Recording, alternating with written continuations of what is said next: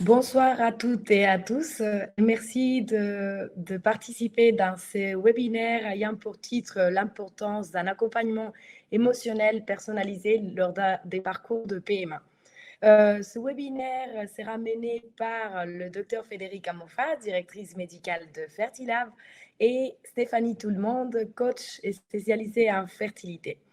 Donc, je vais vous expliquer la dynamique de ce webinaire. Tout d'abord, le docteur Mofa va faire une petite introduction. Après, Stéphanie Tout-le-Monde, elle fera une présentation. Et après, on donnera suite aux questions. La dynamique de ce webinaire est très facile. Sur la section appelée chat, vous pouvez parler entre vous, ou c'est écrit tout le monde. Et après, en bas à droite, vous trouverez la séance appelée questions, où vous pouvez poser toutes vos questions et après seront lues en haute voix par moi-même, en toute confidentialité. Et donc, soit le docteur Monfa, soit Stéphanie, tout le monde, et répondront gentiment à vos questions. C'est important aussi que quand vous poserez les questions, vous indiquerez questions adressées au docteur Monfa ou questions adressées à Stéphanie. D'accord? Merci beaucoup. Je cède donc la parole au docteur Monfa, directrice médicale de Fertilab. Merci Esther. Bonsoir tout le monde. Je suis très contente de pouvoir partager ce moment avec toutes les patientes et toutes les personnes qui ont envie d'écouter Stéphanie Tout-le-Monde et d'aborder un sujet qui est très important, donc les cliniques de fertilité. Bonsoir Stéphanie, merci. Chez Fertilab, on pense que on ne fait pas que de la médecine. Hein. Au contraire, on accompagne des familles, des personnes, des femmes, des hommes dans un désir d'être parents, dans un parcours qui n'est pas tout le temps facile, dans lequel la partie émotionnelle joue un rôle fondamental. Donc, je pense que Stéphanie est vraiment une personne qui connaît ça très bien, hein, qui, dans son parcours, elle va vous communiquer beaucoup d'expériences personnelles et directes et indirectes avec, dans ce monde. Hein. Stéphanie. Ok. Du coup, je commence peut-être la présentation, si ça vous va. Donc, déjà, bonsoir à tous et à toutes. Merci à la clinique Fertilab d'organiser ce webinaire. Alors, je ne sais pas comment est-ce qu'on passe les diapositives. Voilà, comme ça, super. OK. Donc, je vais faire une petite présentation, mais ça va être très rapide parce que l'objectif, c'est surtout d'échanger derrière et effectivement que vous puissiez poser des questions soit au docteur Mofa, soit à moi. Mais voilà, déjà, je vais me présenter et vous expliquer surtout un petit peu ce que c'est que l'accompagnement émotionnel durant la PMA. Donc, je passe moi? Oui, non. Voilà, si, excusez-moi, voilà. Donc déjà, juste pour me présenter, donc moi je suis maman par fécondation in vitro. J'habite à Barcelone depuis 16 ans et j'ai eu mes 2 enfants qui ont maintenant 11 et 13 ans par FIV ici à Barcelone. Et je me suis réorientée il y a 7 ans maintenant pour accompagner les femmes et les couples qui sont en protocole de fertilité pour pouvoir justement leur proposer le soutien et l'accompagnement qui m'a manqué à l'époque. Donc, je suis coach en fertilité, c'est-à-dire spécialisée en accompagnement émotionnel du désir d'enfant et de la PMA en particulier. Et je suis également cofondatrice de l'association She-Hawk, que certains d'entre vous connaissent peut-être, qui est une association de soutien aux personnes qui sont en protocole PMA à Barcelone. Donc très rapidement, pourquoi est-ce que c'est important d'avoir un soutien émotionnel?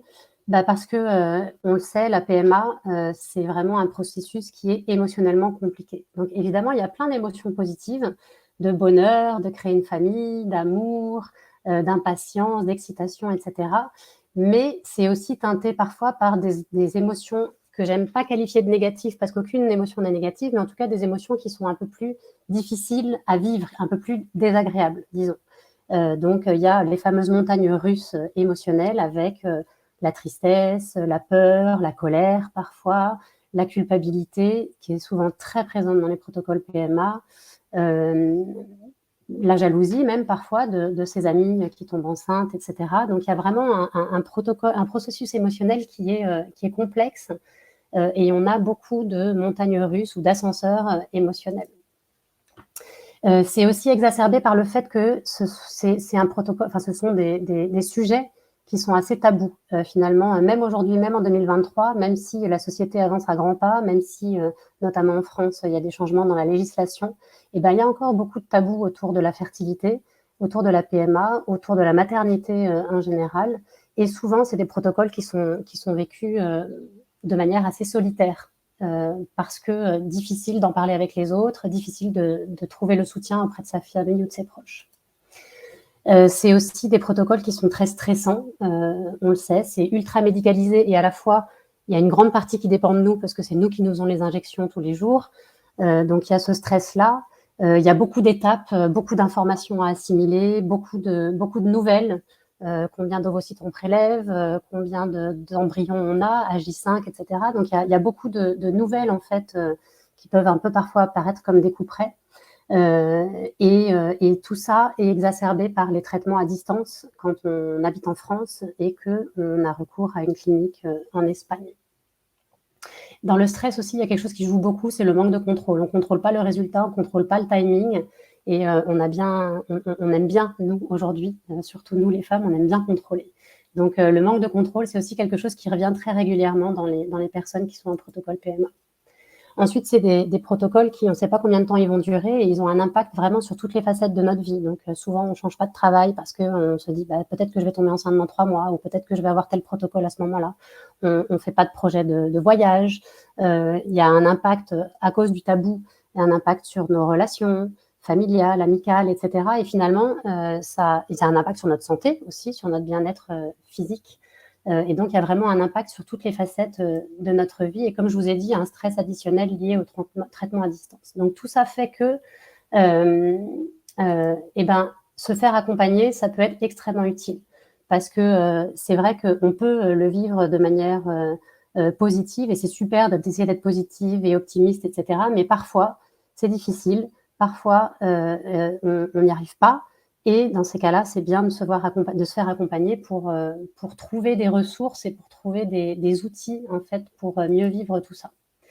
Et notamment, il y a plusieurs sujets qu'on traite beaucoup en séance, c'est comprendre, accepter et mieux vivre les émotions au quotidien. Donc, cette charge émotionnelle, souvent, en fait, on met un rideau, on se met des œillères et on refuse de la voir. Et c'est quelque chose qui est très présent, donc c'est important de les accepter, de les comprendre. Continuer à vivre normalement et ne pas tout centrer sur la PMA, on en a parlé, des impacts sur les différentes facettes, donc c'est aussi quelque chose qu'on travaille en coaching. Communiquer avec votre entourage, quoi dire, à qui, comment, quand, dans quel détail, etc. C'est pas facile et c'est aussi des choses qu'on peut travailler. Il y a beaucoup de baisse d'auto-estime et de confiance en soi quand on est en PMA. Il y a beaucoup de culpabilité et beaucoup de croyances limitantes. Et donc le soutien émotionnel peut aussi vous aider à déconstruire ces croyances limitantes et à établir un dialogue intérieur plus positif, plus serein. Prendre des décisions difficiles, notamment passer par le don. Il y a beaucoup de femmes qui viennent en Espagne, enfin de couples et de femmes qui viennent en Espagne pour un don d'ovocytes. C'est pas une étape facile à passer. Il y a toute une réflexion autour de la maternité, etc., qui se joue. Et de la même manière, se lancer en solo, ou renoncer, ou adopter, etc. Donc ça, c'est des décisions qui sont pas faciles à prendre tout seul. Et après, il y a, une fois qu'on a réussi notre fameux positif, et mieux vivre la grossesse de manière plus sereine. Donc, en définitive, c'est vraiment vous sentir épaulé par quelqu'un qui connaît ces protocoles-là pour mieux vivre ce marathon qu'est la PMA. Comment ça marche? Juste très rapidement, c'est des séances individuelles ou en couple, selon vos besoins. On s'adapte vraiment à vos besoins et on définit ensemble les objectifs. C'est des séances d'1 heure qui se font en visioconférence et si vous venez à Barcelone, en présentiel. La durée des séances, le nombre de séances est assez variable, ça dépend vraiment complètement de vous. Et ce qu'on voulait surtout vous communiquer aujourd'hui, c'est que à partir de maintenant, Fertilab va proposer une première séance gratuite à toutes ces patientes ou à tous ces patients pour faire un premier état des lieux, j'allais dire diagnostic, mais non, un premier état des lieux de comment je me sens émotionnellement, de quoi j'ai besoin, est-ce que j'ai besoin d'un accompagnement ou pas? Peut-être que la réponse est non, et peut-être que vous allez juste trouver quelques réponses et quelques petits outils dans cette séance-là, et peut-être que vous aurez besoin d'aller plus loin. Voilà, je ne voulais pas être trop longue parce que l'objectif, c'est surtout effectivement que vous puissiez nous poser vos questions à Dr Mofa et à moi, si vous en avez. Donc voilà, je ne sais pas, Esther, s'il y a des questions. Et c'est normal de se sentir aussi bousculé émotionnellement par la PMA? Ouais, c'est normal et souvent justement, c'est ce que me disent souvent les personnes quand on commence un protocole de coaching. C'est est-ce que je suis normale? Est-ce que c'est normal de se sentir aussi affectée, d'avoir ces montagnes russes, de pleurer un jour, joyeuse le lendemain, d'être en colère, d'être jalouse de mes amis? Est-ce que je suis une mauvaise personne pour autant? Donc oui, c'est complètement normal parce que c'est un sujet qui est très intime, parce qu'il y a une atteinte dans notre féminité ou dans notre virilité ou masculinité, parce que ce sont des protocoles qui sont extrêmement stressants. Il y a des études qui sont sorties qui démontrent, alors je ne sais pas si Dr Mofa veut confirmer, mais qui montrent que le niveau de stress chez les femmes qui sont en protocole PMA peut être quasi similaire au niveau de stress de personnes qui sont en traitement oncologique de cancer. Il y a vraiment des niveaux de stress qui sont qui peuvent être extrêmement élevés. Après, je ne veux pas généraliser parce que tout le monde ne le vit pas de cette manière-là. Mais en tout cas, si vous le vivez dans un sort comme ça, c'est normal. C'est normal, c'est commun, et ça fait du bien de se l'entendre dire que c'est normal. Oui, et aussi, moi, je trouve que comme médecin, je pense qu'expliquer aux patientes aussi dans les détails qu'est-ce qui va se passer, ça contribue à diminuer les stress. Donc, si c'est vrai que nous, les médecins, on ne peut pas être tout le temps à tenir la main à la patiente, hein, Ouais. ça, c'est pas possible. Mais en même temps, de notre côté, c'est très important d'être clair sur le parcours, qu'est-ce qui va se passer, dans quel délai, en ce moment-là, on va faire ça et ça et ça, donner déjà une espèce de programme clair, hein, et aussi les possibilités de réussite. Moi, je pense qu'il faut être toujours très honnête, hein, il ne faut pas donner des faux espoirs. Il y a des cas plus simples, des cas plus compliqués. Et donc, il faut être conscient des possibilités, hein, parce que l'échec est dur tout le temps, même si on sait déjà qu'on a des chances dans certains niveaux ou pas, mais si en plus on ne connaît pas ces possibilités de réussite, l'échec est encore plus difficile à avaler parce qu'on le vit avec une sensation d'injustice, d'avoir été, comment dire, qu'il y a une fausse espoir qui tombe à l'eau. Ouais. Ouais. Je suis complètement d'accord sur l'information. Moi, je pense que vraiment, parce que ce qui est très, très, très stressant dans ces protocoles-là aussi, c'est qu'on fait vraiment un bond dans l'inconnu. Il y a plein d'étapes, c'est assez complexe. J'imagine que pendant les premières consultations, vous expliquez tout ce qui va se passer aux patients, mais c'est très complexe. Donc, avoir l'information claire de qu'est-ce qui va se passer à tel moment, ça réduit effectivement beaucoup le niveau de stress. J'ai une nouvelle question. Donc, à Stéphanie, quand il est mieux de commencer un accompagnement, on ne sent pas toujours compte tout de suite. Ouais. Alors, c'est vraiment très variable. Moi, j'ai tendance à penser que le mieux, c'est de commencer l'accompagnement presque avant le protocole pour se préparer. Pour justement tous les doutes, toutes les questions qu'on peut avoir sur le protocole, les peurs aussi qu'on peut avoir par rapport au protocole, par rapport aux résultats, etc. Je pense que tout ça, c'est bon de l'adresser et de le confronter le plus tôt possible. Donc, assez souvent, en fait, il y a des gens qui me contactent avant même de commencer un protocole PMA, parce qu'ils ont besoin d'asseoir leurs décisions, parce qu'ils ont besoin de déjà démêler certaines émotions et certaines peurs, aussi parce que souvent, mine de rien, quand on habite en France et qu'on passe par une clinique comme Fertilab, en général, on a un historique derrière soi de PMA ou de recherche naturelle d'un enfant. Et donc, il y a déjà un bagage émotionnel. Donc, ça peut être à ce moment-là. Et sinon, ça peut être aussi juste quand on sent qu'on se sent débordé par les émotions, quand on sent que la peur nous paralyse. La peur, c'est bon, la peur, c'est un phénomène de survie à l'origine, mais parfois la peur, elle nous paralyse. On a tellement peur que on n'arrive pas à avancer. Et dans ces moments-là, c'est important de faire cet accompagnement pour se sentir moins seul et pour essayer de comprendre justement et démêler un petit peu tout ça. Donc, le mieux, c'est de commencer le plus tôt possible ou effectivement quand on ressent le besoin de se sentir épaulé. Merci Stéphanie. J'ai une nouvelle question. Est-ce que vous avez constaté une amélioration du taux des grossesses grâce à cet accompagnement? Alors, je laisserai après Dr Mofa nous dire ce qu'elle en pense. Moi, je suis pas dans les résultats, etc., parce que je suis pas médecin. Ce que je peux vous dire sûr, c'est que le stress et la charge émotionnelle est une des premières raisons pour lesquelles les couples ou les femmes abandonnent leur projet de bébé. Parce que ce sont justement des protocoles qui sont difficiles. Et donc, il y a des couples et des femmes qui s'arrêtent au bout de la première, deuxième. Après, chacun a ses limites et elles sont très personnelles, mais c'est la première raison pour laquelle les gens abandonnent ce projet, parce que c'est trop difficile.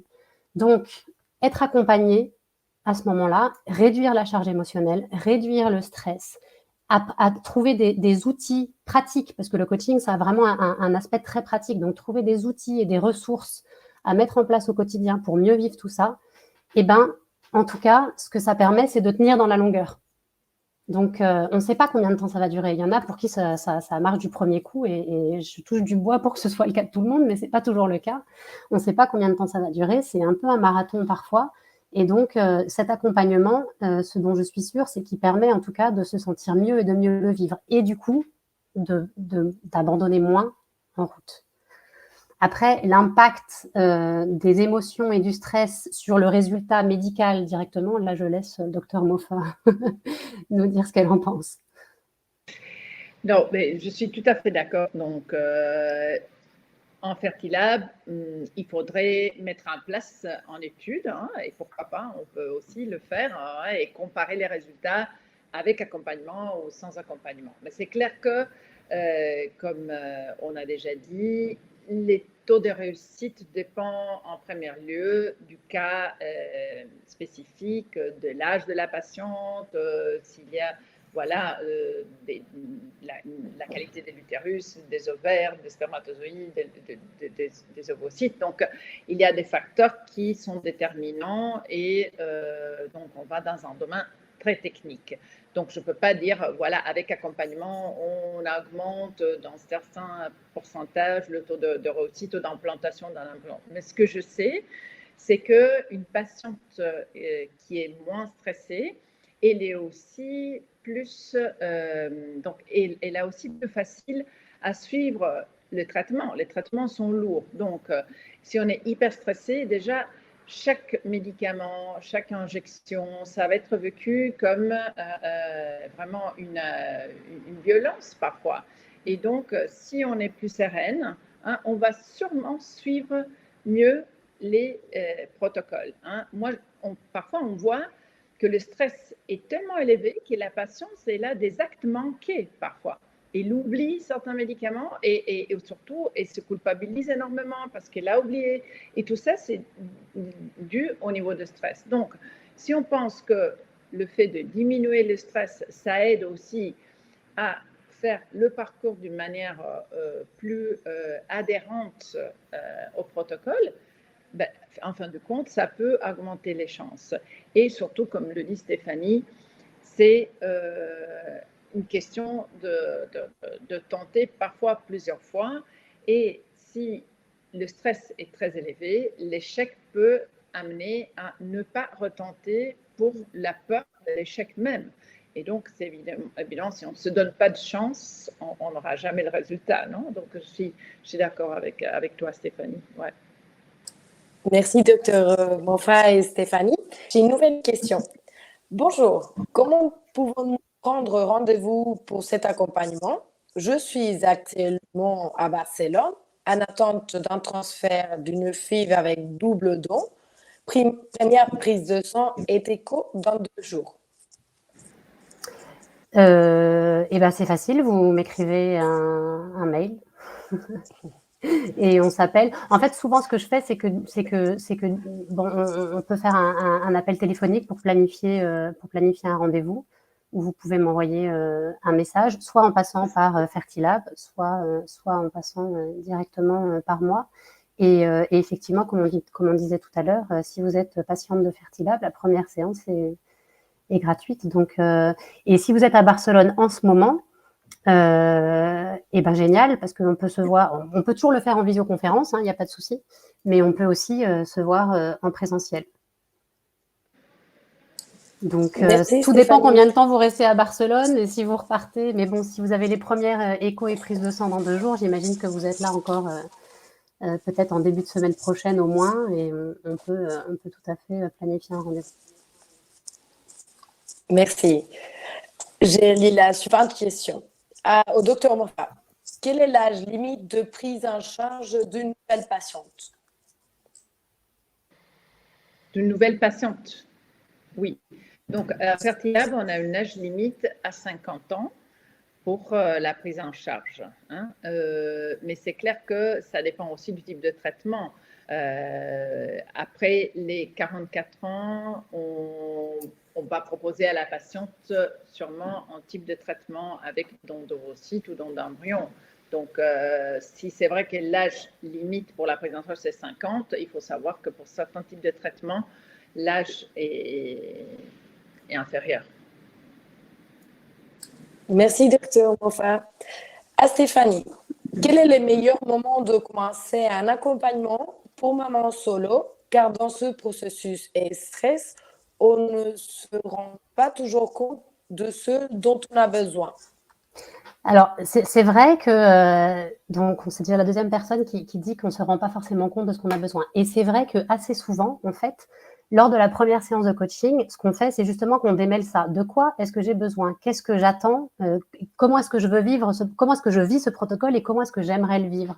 Et c'est pas toujours facile de mettre des mots sur ce dont on a besoin. Et donc souvent, la première séance, elle sert à ça. Elle sert déjà à démêler un petit peu tout ça et à dire, OK, bon, moi, j'ai besoin de sérénité, ou moi, j'ai besoin d'informations, ou j'ai besoin d'être actrice du protocole et de me mettre, d'être plus actrice et de faire plus de choses, ou j'ai besoin de reprendre en main mon alimentation, etc. Donc déjà, effectivement, on ne se rend pas toujours compte de ce dont on a besoin, et souvent, la première séance, elle sert déjà à ça.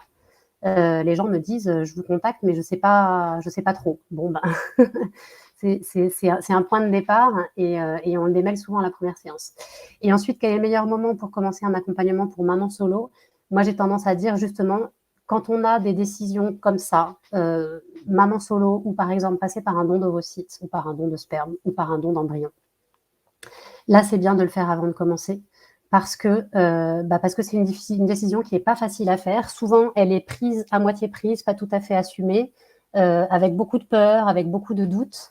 Et moi, je pense que c'est important pour asseoir cette décision et pour intérioriser et vraiment s'approprier cette décision de commencer avant le protocole. Parce que pendant les séances de coaching aussi, on va définir comment est-ce que je veux vivre le protocole, qu'est-ce que je veux mettre en place pour être justement plus sereine, moins stressée, etc. Donc en amont, c'est bien. Auriez-vous quelques conseils à nous donner ce soir pour commencer à réduire le stress lié à ce parcours? Merci. Moi, je pense que la question du stress, il y a des choses qui sont assez basiques, entre guillemets, à mettre en place, qui sont des choses assez immédiates sur le stress, et notamment des exercices de respiration ou de la méditation, ou des choses qui permettent de baisser un peu le rythme cardiaque, de baisser un peu le niveau de cortisol, etc. C'est bien, toutes ces choses-là, c'est bien de les pratiquer le plus possible quand on va bien. Parce que quand on va mal, quand on est très stressé, là, c'est difficile de mettre en place des choses nouvelles. Donc, le mieux, c'est vraiment moi, je sais que je crois beaucoup en la cohérence cardiaque. La cohérence cardiaque, c'est un exercice qui est hyper simple, qui prend 3 minutes, 1 ou 2 fois par jour. Il y a plein d'applications qui sont assez pratiques, qui vous permettent de le faire. Et si on le pratique de manière régulière et constante, 1, 2, 3 fois par jour pendant 3 semaines, et ben, notre cerveau apprend à se détendre plus rapidement, à faire baisser justement le rythme plus facilement. Et donc, c'est un petit peu un automatisme qu'on génère. Donc, il y a ça. Ensuite, moi, je crois beaucoup à tout ce qui est prendre soin de soi et générer des sensations positives. Quand on est très stressé, ben, on a besoin d'équilibrer un petit peu aussi par des choses qui nous font du bien. Et donc là, ça dépend vraiment ça dépend beaucoup de la personne, mais prendre soin de soi, c'est très important pour réduire le niveau de stress. Et donc prendre soin de soi, ça peut être… moi, j'ai un petit exercice que vous pouvez faire, que moi j'aime bien, c'est faire une liste de 25 choses qui vous font du bien. Et en planifier au moins 1 par jour, tous les 2 jours, ou au moins 1 par semaine. Et quand je dis 25, ça va vous paraître énorme comme ça, mais en réalité, quand vous commencez la liste, déjà rien que de faire la liste, ça fait du bien. Ça déstresse et ça génère des endorphines. Mais en plus, on se rend compte que des petites choses, c'est souvent la somme de petites choses aussi qui fait qu'on arrive à un état un peu plus serein. On n'est pas obligé de faire 1 heure de méditation tous les jours. Non. Faire 2 séances de cohérence cardiaque ou un massage de temps en temps, ou des petites choses, je sais pas moi, un cookie pour se faire plaisir en fin de repas, ou un bain, un dîner entre copines, ou un dîner avec votre compagnon ou votre compagne. Faites la liste de 25 choses, les plus simples possibles et les plus faciles à mettre en place, et planifiez-les. Et c'est pareil, ce que je vous disais, de pratiquer en amont, c'est aussi important de planifier. Faites ça comme si c'était un peu un devoir à la maison. D'ailleurs, moi, souvent en coaching, je parle de devoirs. À la fin des séances, souvent, je donne des devoirs aux gens. Mais en fait, c'est vraiment parce que prendre soin de soi dans ces moments-là, c'est un engagement envers soi-même.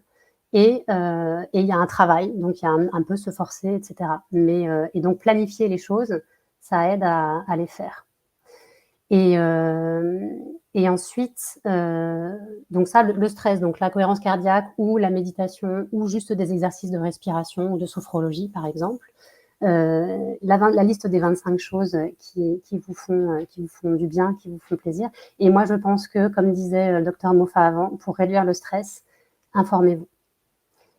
Vraiment.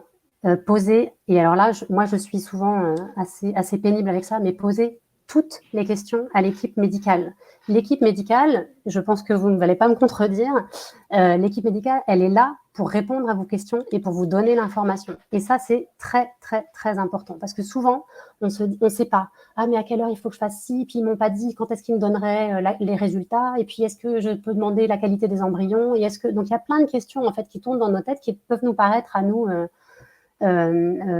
insurmontable, et en réalité, juste en la posant au médecin ou à la coordinatrice ou au coordinateur, et ben, ça permet de baisser le niveau de stress parce que vous savez à quoi vous en tenir et vous savez ce qui va se passer. Donc ça, c'est très important aussi, l'information. Bon, je pourrais continuer des heures, mais ça fait déjà 3 petits conseils. Non, merci beaucoup. Ouais. Et en plus que, comme les traitements, on connaît d'un point de vue technique les choses, mais c'est pas la même chose expliquer la théorie de la fécondation in vitro, la théorie du don d'ovocytes, et parler à une patiente et donner un conseil personnalisé. Donc, je pense qu'à Fertilab, si je peux résumer dans un mot notre philosophie de travail, c'est personnalisation. Et donc, comme vous êtes une personne avec son histoire médicale et émotionnelle, mais si moi je dois prendre en charge surtout la partie médicale, c'est pas que je vais faire le même discours à tout le monde. Et donc, c'est très important, comme le dit Stéphanie, qu'à la fin de l'explication, qu'on peut donner des formes un peu générales, que le médecin puisse vous dire, dans votre cas, parfois, je viens de faire une consultation et donc j'ai dit à la patiente, les statistiques sont ça, mais dans votre cas, ça c'est comme ça c'est comme ça parce que vous avez ça et ça. Donc c'est très important. Et les parcours ne pas les mêmes simplement parce qu'on fait une fibre, on fait un don d'embryon, on fait un don de sperme et que voilà, c'est pas de la mathématique. La médecine ne l'est pas et la fertilité encore moins. Donc on est aujourd'hui, heureusement aussi dans la médecine occidentale, de plus en plus orientée vers une médecine personnalisée, une médecine de genre aussi, hein, parce que les hommes et les femmes ne sont pas identiques et donc tout doit être très personnalisé. Et donc ça aussi, je pense que ça va contribuer à diminuer les stress parce que je sais que mon médecin, il choisit ce type de protocole parce que c'est plus adapté à moi et donc je dois comprendre pourquoi je ne fais pas la même chose que ma copine. Parce que s'informer, c'est important. S'informer sur Internet, je pense que moi, je ne suis pas un médecin qui dit ne regardez pas. Mais contraster ça avec le professionnel auquel vous êtes en train de faire confiance. Parce que sur Internet, on trouve de tout. Et surtout, la copine d'à côté, que sa cousine a fait ça, ça peut augmenter le stress. Parfois, les patients me posent des questions et je trouve qu'ils se sont cassés la tête pendant une semaine sur quelque chose que j'aurais répondu en 3 secondes. Après un échec, c'est vrai que c'est dur de continuer et qu'on a envie d'abandonner. En combien de temps le coaching peut-il agir? Car parfois, on enchaîne sans avoir le temps de décompresser. J'ai envie de dire que c'est pas mathématique non plus. Donc, c'est difficile de vous dire en combien de temps ça peut agir. Parfois, il y a des gens qui débloquent des choses en une séance. Parfois, ça prend 4-5 séances. En tout cas, ce qui est sûr, dans une partie de cette question, parfois on enchaîne sans trop savoir. C'est important aussi de savoir faire des pauses, je pense, et même si c'est une pause d'un mois ou deux, et justement peut-être travailler un petit peu sur comment on vit ça, comment on aimerait le vivre, et mettre en place des actions quotidiennes, des ressources et des outils quotidiens pour être plus serein.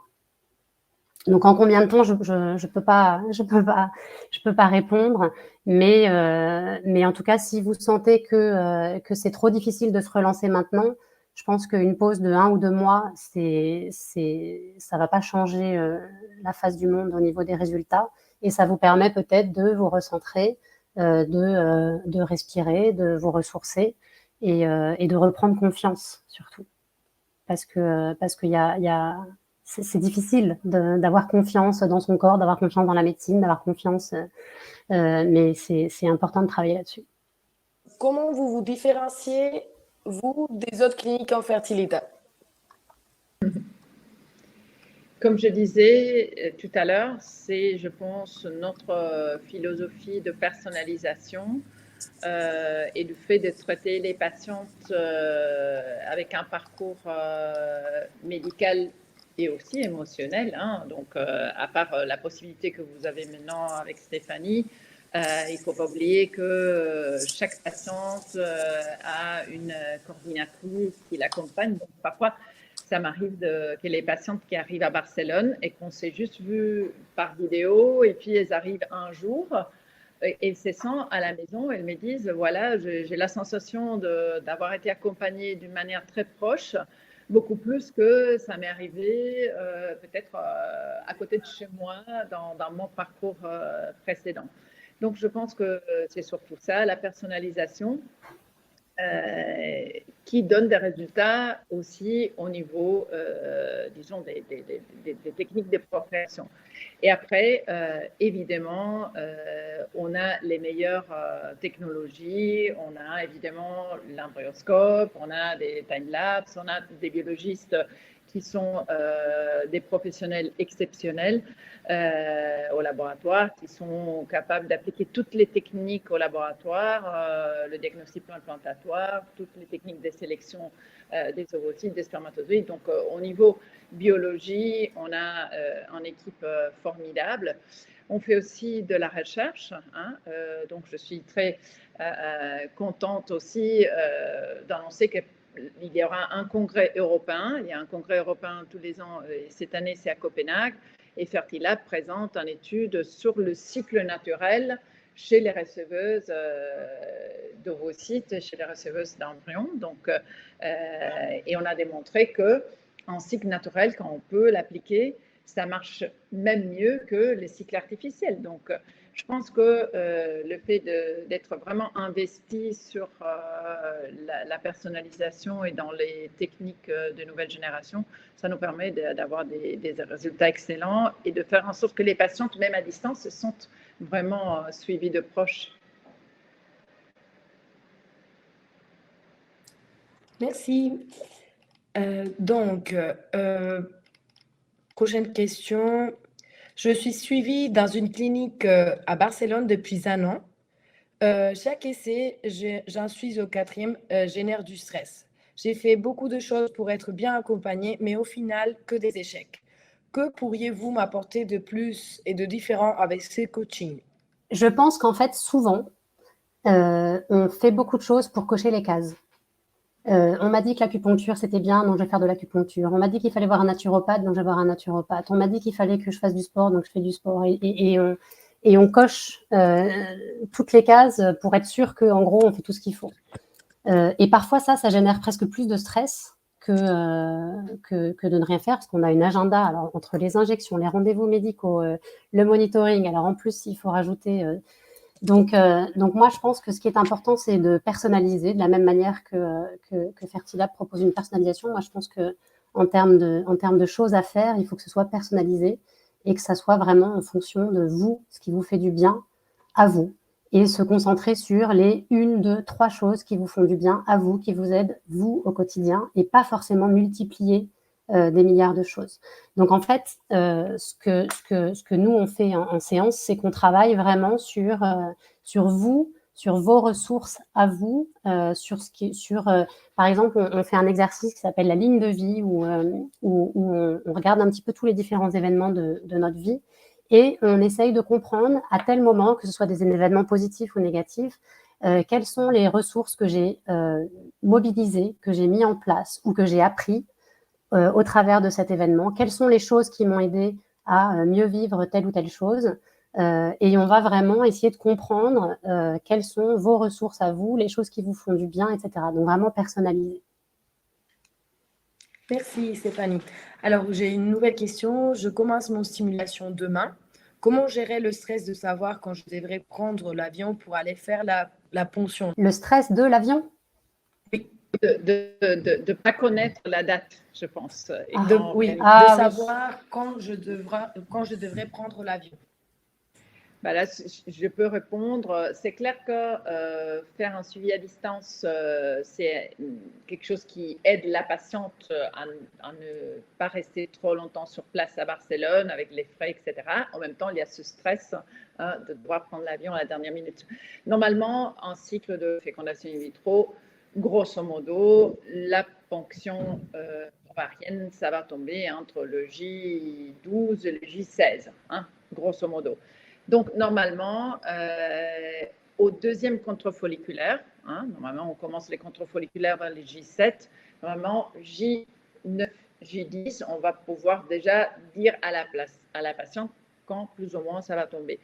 Donc, je pense que si on veut une date exacte, c'est pas possible. Parfois, il y a des patients qui me disent, docteur, mais je peux pas, je préfère. Alors, je dis, venez ici au J10. Au pire, on fait encore un contrôle ici, et puis dans les jours qui suivent, vous allez avoir la ponction ovarienne. Sinon, aujourd'hui, normalement, ça dépend si la patiente a un aéroport à côté. Normalement, on trouve des vols assez facilement, même avec 2-3 jours de préavis. Donc, le médecin, avec le 2e contrôle, il peut déjà plus ou moins donner une idée de la date. Merci. J'ai une nouvelle question. Docteur Moffat, pensez-vous qu'une femme de 50 ans et plus avec maladie auto-immune Hashimoto a des chances de reproduction? Alors, c'est clair qu'une maladie auto-immune, l'âge, ça peut être un facteur qui peut, plus que diminuer les chances de réussite, ça augmente les risques. Hein. Donc, il y a déjà un risque lié à l'âge pendant la grossesse. Et la maladie d'Hashimoto, en général, on la contrôle relativement facilement. C'est une maladie auto-immune, mais normalement, si c'est quelque chose qui a été diagnostiqué et bien compensé, on va suivre les niveaux d'hormones, on va suivre le fonctionnement de la thyroïde. Hein.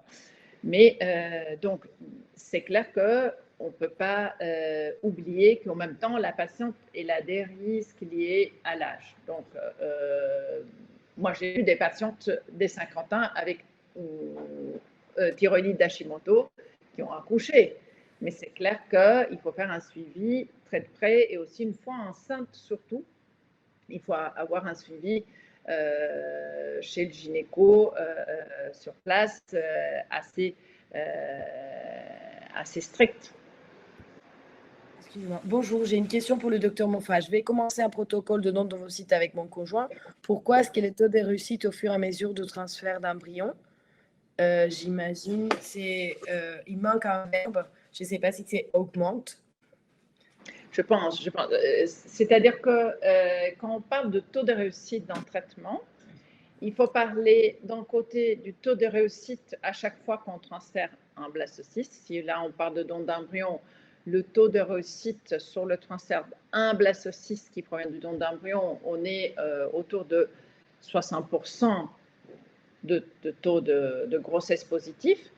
Mais c'est clair que sur le cycle, globalement, si on a plusieurs embryons disponibles, imaginons qu'on a 3 blastocystes disponibles à l'issue de la fécondation, mon taux de réussite cumulative globale du cycle est plus haut.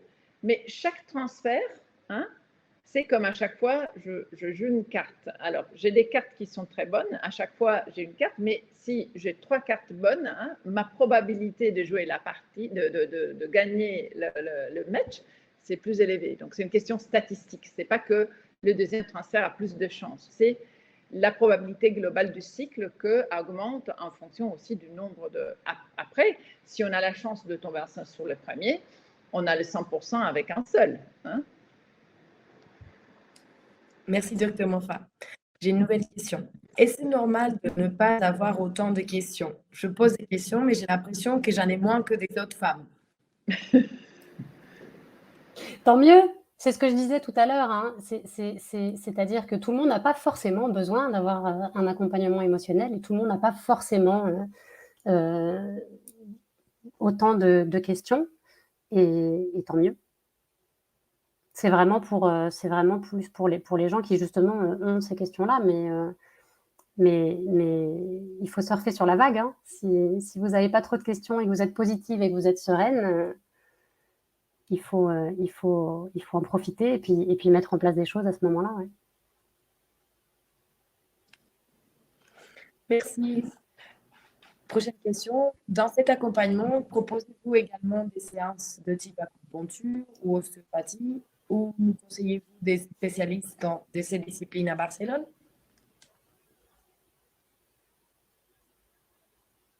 Je réponds? Ok. Alors, moi, je suis coach donc, purement sur l'accompagnement émotionnel. Mais comme je disais tout à l'heure, j'en ai pas parlé de manière très étendue, mais donc j'ai aussi cofondé l'association CHIO, qui est l'association CHIO qui collabore aussi avec Fertilab, collabore avec des thérapeutes francophones à Barcelone, en ostéopathie, en acupuncture, en médecine traditionnelle chinoise en général, l'acupuncture en particulier. Et donc ça, c'est quelque chose qu'on peut proposer au travers de l'association. Quand la clinique ne le propose pas, parce que parfois c'est proposé par la clinique. Mais en tout cas, nous, on travaille, notamment en fait, il y a beaucoup de gens qui nous contactent parce qu'ils veulent organiser les fameuses 2 séances pré- et post-transfert d'embryon. Et nous, on travaille avec plusieurs acupuncteurs pour être sûr que le jour J, parce que le transfert d'embryon, ça peut tomber un lundi, un mardi, un mercredi, un jeudi, un vendredi, peut-être parfois même un samedi et un dimanche. Et donc, on travaille avec plusieurs acupuncteurs pour être sûr d'avoir quelqu'un de disponible le jour même. Et ce sont que des thérapeutes qui sont donc francophones et spécialisés en fertilité. Merci. Oui, à Fertilab, nous, on n'a pas dans l'équipe des professionnels de la médecine alternative, mais c'est vrai que ça nous arrive d'adresser les patientes. Mais normalement, la plupart des patientes, elles commencent dans leur pays, peut-être des séances, et quand elles viennent à Barcelone, elles ont besoin juste, comme le disait Stéphanie, de la séance pré-post-transfert. Donc, ça nous arrive d'adresser les patientes, mais la plupart, elles démarrent leur suivi en France. Dans le cas où l'on envisage une PMA à 50 ans, est-ce que les examens médicaux sont positifs? Faut-il se dépêcher de suivre le traitement ou est-ce qu'on a un peu de temps? Quand on dit que la limite d'âge est 50, c'est-à-dire qu'effectivement, il faut se dépêcher. Théoriquement, ça dépend. Si on vient d'avoir 50 ans, on a peut-être quelques mois de plus, mais il faut enchaîner. Et une fois les examens sont bons, il faut y aller. Il ne faut pas trop traîner parce que si on dépasse après l'âge et on arrive à 51, c'est un peu tard. Merci, Dr. Moffat. Prochaine question dirigée à Stéphanie. Comment est-ce possible de reprendre, garder confiance quand on n'a aucun problème de santé, mais qu'on enchaîne les échecs, y compris échecs en double don?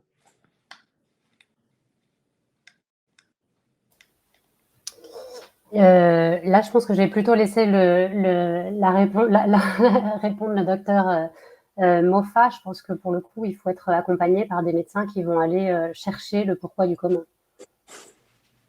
Exactement. Donc, normalement, il y a des examens de base qu'on fait. Évidemment, ça dépend du type de traitement, mais si là, on part par exemple sur un double don, en théorie et en principe, ce qui est l'embryon, il a un potentiel très élevé. Donc, les échecs, il faut rechercher des causes qui seraient liées peut-être à la réceptivité de l'utérus, même si on est en bonne santé, que tout va bien.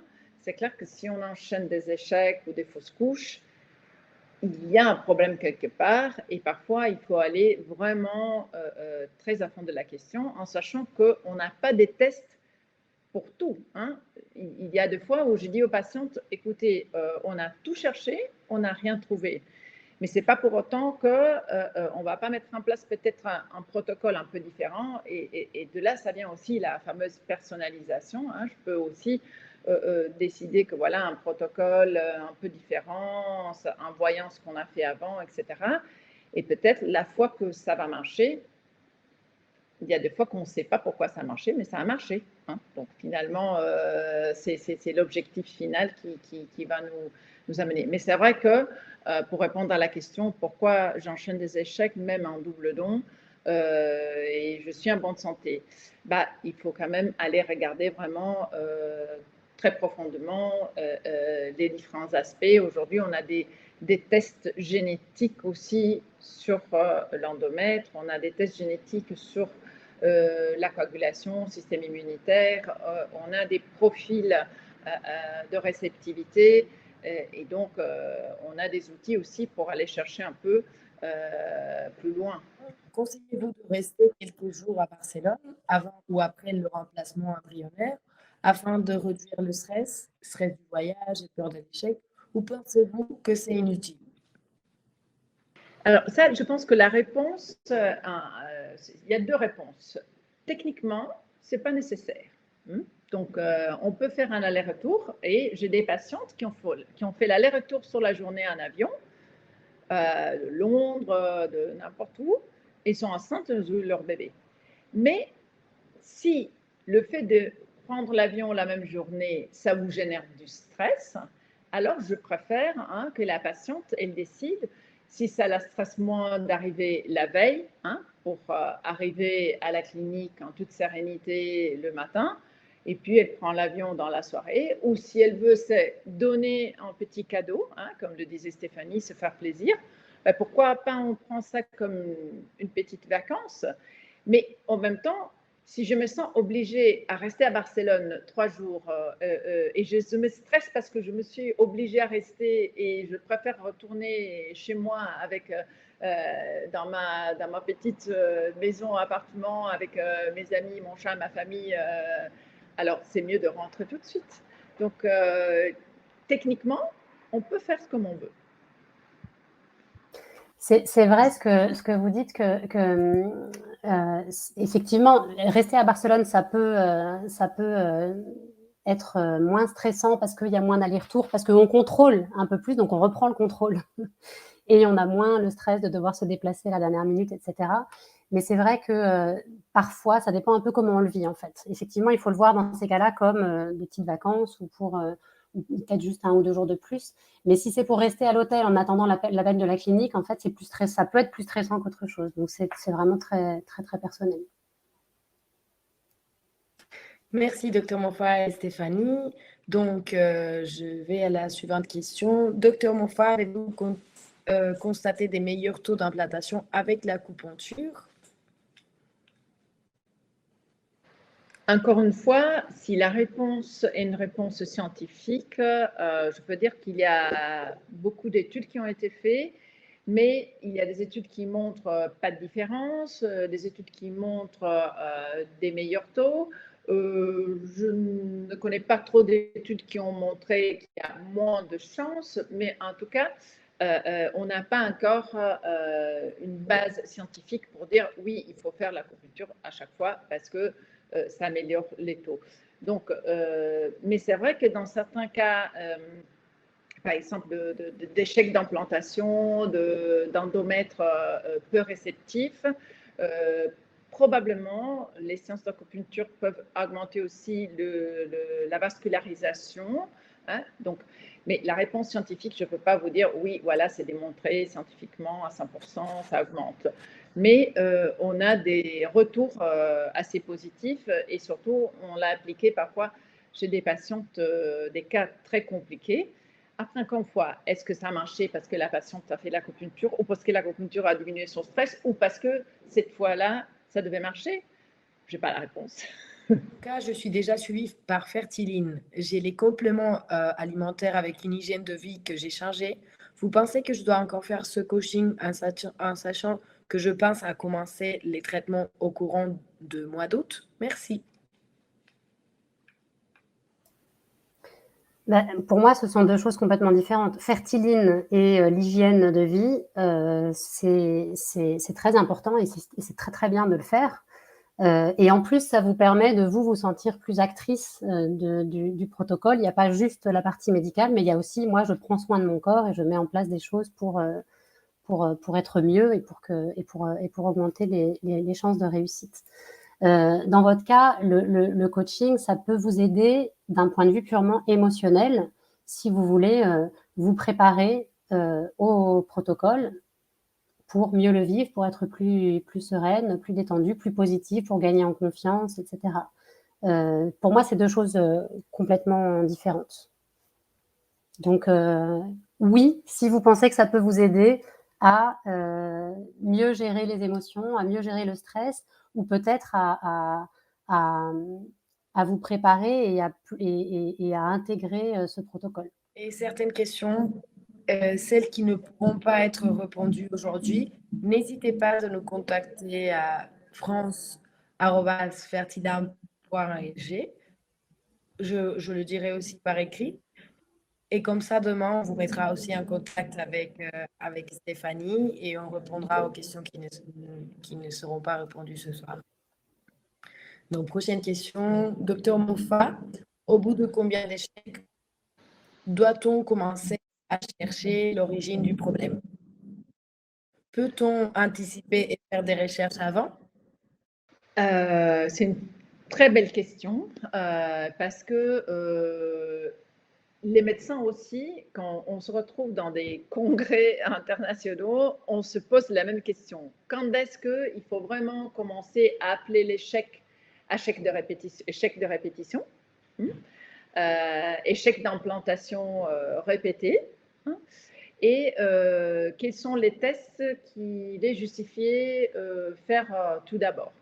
Alors, en principe, hein, si une patiente est en bonne santé, il y a un certain type de tests de base qu'il faut faire en routine, hein, mais ce n'est pas justifié d'aller faire des tests invasifs ou, comme je vous disais, par exemple, certains tests très sophistiqués, des génétiques, quand on part du principe que la patiente est dans la moyenne des possibilités et des réceptivités. Donc, quand est-ce qu'on va aller plus loin dans les tests diagnostiques? C'est évidemment quand il y a 2 ou 3 échecs d'implantation. Mais encore une fois, ça dépend de quels sont les embryons qu'on a transférés. Parce que j'ai transféré déjà un embryon blastocyste de super bonne qualité avec un test chromosomique normal et que l'embryon, il était pratiquement parfait avec un taux d'implantation à 70%. Je peux déjà commencer à faire une petite étape sur le diagnostic. Par contre, si j'ai fait 3 inséminations intra-utérines et la patiente a peut-être déjà un certain âge, il y a un échec, je ne vais pas demander des tests trop invasifs parce que je dois penser sur la probabilité de réussite globale. Donc, ça dépend un peu du cas, mais je dirais, si les embryons qu'on transfère sont de très bonne qualité, déjà après 2 échecs, sûrement, c'est indiqué de commencer des tests diagnostiques très poussés. Merci, docteur. Je pose la dernière question. Il y a plusieurs patientes qui nous demandent le prix de ces coachings. J'ai écrit à plusieurs patientes ton adresse mail. Donc, vous rappelez que si vous êtes patiente de Fertilab, la première séance avec Stéphanie Tout le monde, elle est gratuite. Et si vous n'êtes pas patiente de Fertilab, n'hésitez pas d'écrire à Stéphanie. Là, notre collègue Younes, il va vous écrire son adresse mail. Et donc, je pose la toute dernière question et on finira ce webinaire. Donc, bonsoir pour le docteur Moffat. Si on a déjà 50 ans et que l'on est suivi depuis de nombreux mois dans un autre centre, mais qu'on a perdu confiance dans l'équipe médicale par manque de personnalisation, est-il possible de venir chez Fertilab? Oui, évidemment, on va faire super rapidement, on va faire un entretien vidéo et en fonction du cas, on peut répondre. Hein. Là, comme ça, je ne connais pas le cas. Et donc, si on peut prendre en charge rapidement et penser qu'on peut arriver à compléter le traitement dans un délai très court, on va mettre en place toutes les possibilités. Hein. Je ne peux pas faire des promesses si je ne connais pas le cas. Mais oui, ça m'est déjà arrivé d'avoir une patiente qui avait déjà 50 ans et plus et qu'on l'a pris en charge et le mois suivant, elle a fait son transfert. Ça peut se faire. Hein. Avec un beau travail des coordinatrices. Et là, si on est trop stressé dans ce changement, on se fait aider aussi par Stéphanie dans ce changement en cours de route. Merci beaucoup, Dr Moffat. Merci beaucoup, Stéphanie, pour ce webinaire très intéressant. Pour les questions qui n'ont pas pu être répondues, n'hésitez pas de nous écrire à france@fertilab.org. Et aussi, si tu pourrais dire ton adresse mail, Stéphanie. Oui, je l'ai écrit à quelqu'un qui me demandait comment la contacter, la personne qui était à Barcelone, et sinon c'est info@stéphanietoulemonde.com. Tout le monde sans T au milieu, Toulemonde. Je vais l'écrire tout de suite sur le chat. info@stéphanietoulemonde.com. Ouais, et sinon, vous pouvez aussi, je peux l'écrire dans le chat, du coup. C'est parfait. Vous pouvez aussi m'envoyer un WhatsApp. Un instant, c'est plus rapide. Voilà. Et ici, vous avez son adresse mail. Donc, merci beaucoup à toutes et à tous pour votre participation. Vous rappelez que ce webinaire a été enregistré parce que j'ai vu qu'il y a eu plusieurs patientes qui nous ont demandé s'il y aura un replay. Oui, il y aura un replay. Et comme ça, vous pourrez le voir. Merci beaucoup. Merci à tout le monde.